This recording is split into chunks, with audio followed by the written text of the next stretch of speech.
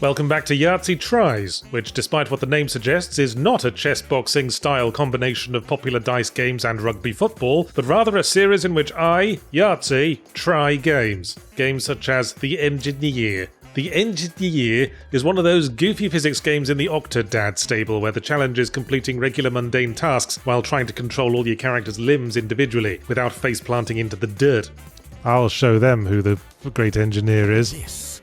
Let's see if I can do it like super fast. Ooh. I mean, did you succeed on your first jump ever, though? Well, oh yeah, now we're octodadding it. It's that, but combined with a physics construction sandbox in which we must first build the structures upon which we are expected to entrust our unsteady feet. It's a winning combination, I think. Tell me that doesn't look secure. Yeah, I'd definitely walk on that bridge. This is gonna collapse. Oh, ye of little faith. Only some of them fell off. Yeah, this'll teach those overthinking engineering students. Yeah, grab on! Yeah. That, I think that nail did. Yeah, there's no nails in those boards. The sort of obvious conflux of simple established premises that make you wonder why no one's done it before. I assume no one's done it before, not anywhere that's been visible to me, at any rate. Yeah, I'm a good engineer. All right. I have faith in my abilities. Okay, it's fine. Looks good to me. There! Ooh. Okay. Which part failed? I was looking at chat. It's hard to pin down precisely what was the part that failed. There's a temptation to bring up the stream bait accusation again, because half the entertainment value of this sort of thing is watching a dude being flung into the dirt amid the ruins of his creation with that same fixed idiot expression on his face. But honestly, I was having fun. Oh, logs, as well as beams. Okay, pick yourself up, dust yourself down, and start all over again. Oh, I think you got this one. Oh. The little moment of tension after you finished building activated the physics and crossed your little fingers to see if your hideous misshapen modern art project holds up for more than a second, created the emotional charge to make me keep coming back. Build a fence to stop animals getting into the farm. Seems straightforward enough. Okay, well, that seems like all you'd need for a fence. Tell me I'm wrong, game. Looks good to me. Oh, you cheating animals. You didn't... I didn't know they were going to do that. There's even a story, I guess. I sort of zoned out and clicked through half a dozen dialogue boxes at one point to hurriedly get to the next amusing physics puzzle, but I'm not going to complain about developers putting in too much effort. Okay. Oh, bugger. Oh, shoot. Oh, shit. Alright, next job. Pick some fruit. Ow. Oh, I think it just saved you. Ow. Oh, it took you out, though. Okay. Yeah, everybody shout yes. Nick in chat. Oh. Which is actually currently the one, not my real name. So, hey, makes it even easier. Oh. Well, it's also... Oh, no! It stayed up for half a second longer that time. Although, speaking of shutting the fuck up, there's such a thing as too many tutorials, especially when one of them is walk across the room. I know we need player training, but this is physics jank. The whole point is to hand the player a bunch of tools they don't fully understand, leave them to figure it out through trial and error, and laugh as they nail their heads to the floor. Our next game is Cookie Cutter. Again, I had to concentrate really hard not to say cookie clicker there. A 2D Metroidvania in which we play a robot in a dystopian industrialized future on a mission to rescue our inventor from some hideous regime or other. An inventor who apparently created us as a fuck bot. Like saying, hey, just try to jerk off to this, asshole. I mean, was the option to not fuck their creator presented to this robot? Oh, that's some evocative animation. Oh, those robots are literally called dickheads because their heads look like dicks. Is that what we're going with here? Okay, if you could have a dickhead character, that's fine. Yep, we're going for a vibe here, aren't we? Yeah, it's dressed up in the intro like a sweet romance, but there's no escaping that we're essentially a sentient fleshlight who wants to rescue their owner so that they can fuck us some more. They say, oh, I've never really liked 2D platformers, they will say, and then we'll say, hey, kid, want to try that old D-pad one of these days? And they go, my God, you were right. I was blind. I should read a book. So I did play this a little bit before today, and there's 2 places you can go from the start. You can go to the left area, or you can go to the right area. But let's not be too judgy. The whole fuckbot origin story is rather amusingly subverted in actual gameplay, where we almost seem to have gone out of our way to make the protagonist as unsexualized as possible. Even her adorable talking vagina makes me feel more grubby than anything else. Well, that's great, but more importantly, our vagina is talking to us. I kind of like how their character design reflects a complete lack of sexuality whatsoever at this point. Their skirt flies up and you can see their panties, and it's still kind of just kind of gross. Let's smoke our pipes and talk about it some more. Yes, very much so. Grubby is a good word. I like a post-punk aesthetic probably more than the next man, but Cookie Cutter strikes me as constantly struggling to really let loose with it. Because they're going for a sort of post-punk aesthetic, but do you think some of it is just like for the sake of it, and some of it not? Because post-punk for me is stuff like Killer 7, No More Heroes, Persona 5. And when you get past the actual characters and the animation of this, and you look at stuff like, the numbers that come out of them when they die, it's all fairly vanilla. Yeah, Marty's always talking about game environments having a sense of place, and that's not what this game's got.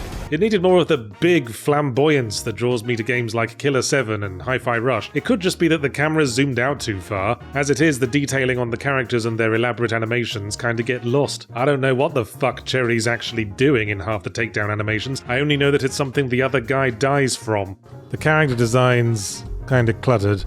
It's hard to, really take in what our character's wearing and what's clothes and what's tattoos and all that. Oh, so you're remembering to use the dodge button. That's good. I literally just remembered that it exists. Don't call it a white power source, though. That's the wrong term. No, it's not that at all. No. I know, this strikes me as a game that's sort of deliberately trying to put the kibosh on that, with her skirt constantly flying up to reveal her unflattering granny panties.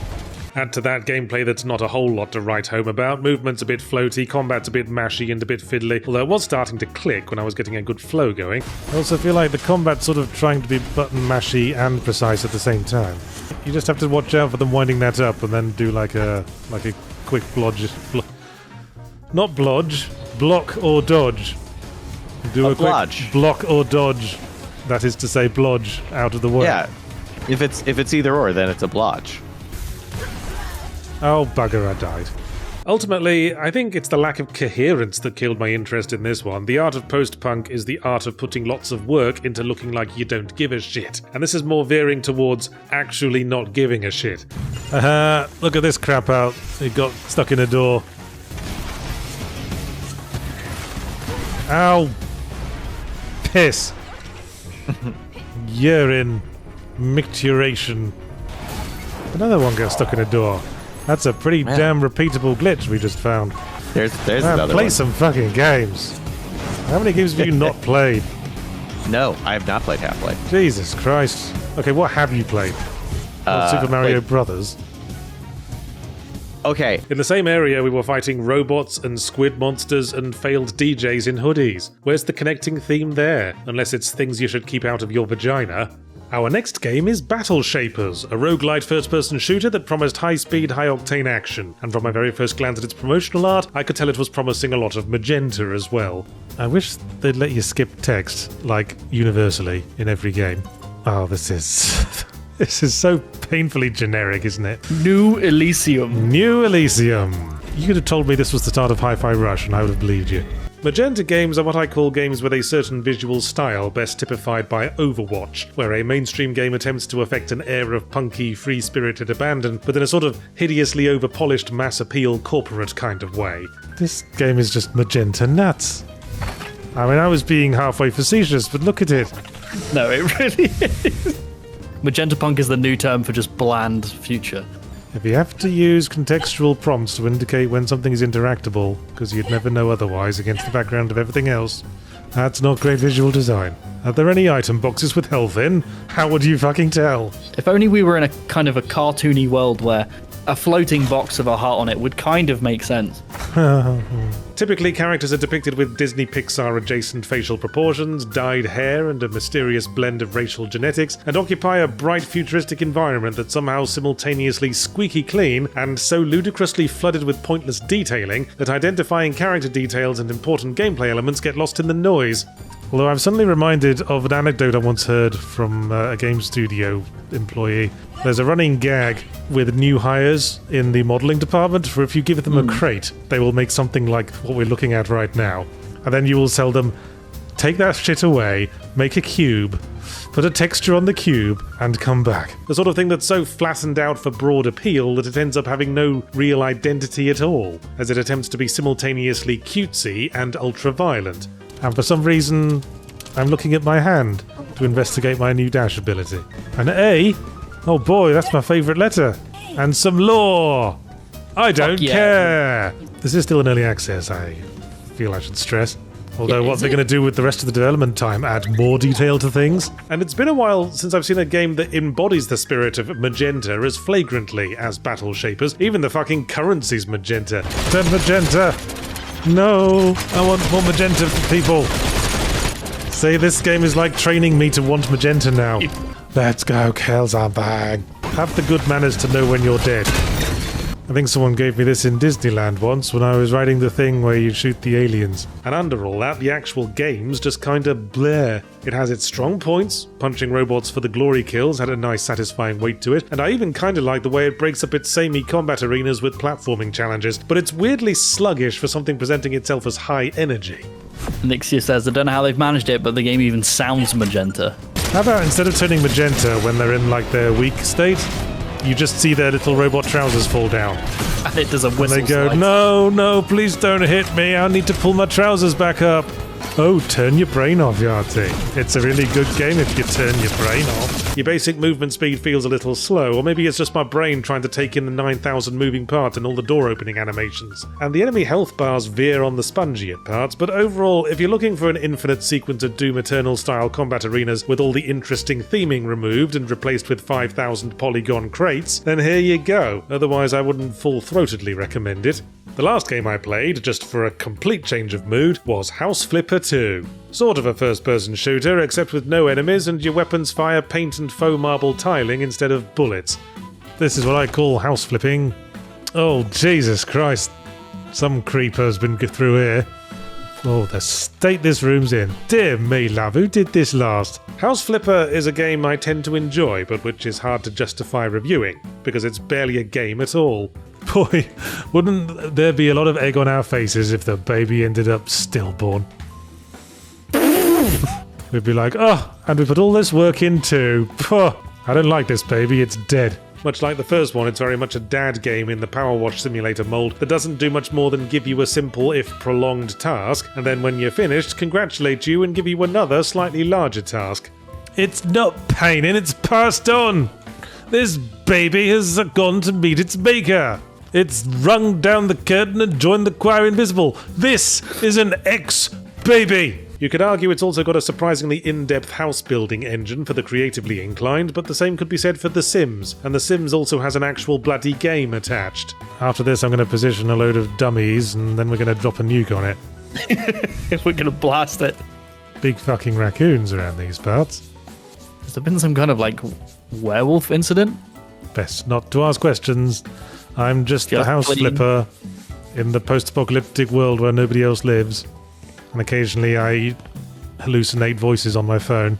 But being a workaday grind is all I want when I'm looking for a nice, relaxing game to kill time with that will provide something to do with my hands while I listen to a podcast and eventually the satisfaction of a job well done. And in that context, House Flipper 2 has a little bit too much going on. The skill tree system seems completely unnecessary. The fiddly little assembly mini-games that the first game liked so much have thankfully been relegated to an entirely separate gameplay mode you don't have to engage with, but that being the case, I wonder why it's even there at all. Well, it's a good thing my telepathic powers will hold the legs there until I've nailed them on. Oh, great. Oh, From Christ. Proto, they sent $257.94. Thank you so much, Proto. Fuck a duck. Hey, someone brings out bucks like that. You get fucking, mister. I don't want to Get on see an the duck. unfucked duck in this entire hemisphere. And I was only really interested in doing the missions that give you specific tasks to achieve. The actual titular house flipping, buying homes and decorating them for resale, required creativity that I'm unwilling to waste on something I'm not being paid for. As such, I was a little put out when the game rather abruptly ran out of missions and just kinda stopped. It looked like they came all over the floor. Better sticky bandits than wet bandits, in my view.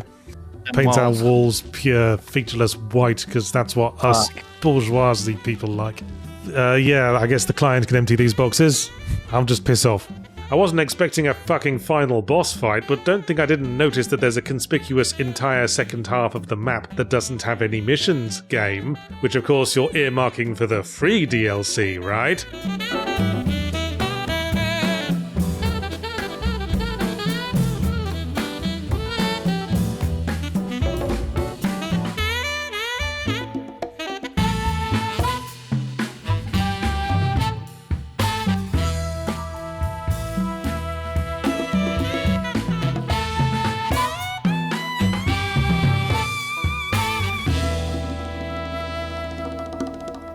Well, I guess I like a little bit of minimalism, in that I would like a minimal amount of toys cluttering up the living room floor.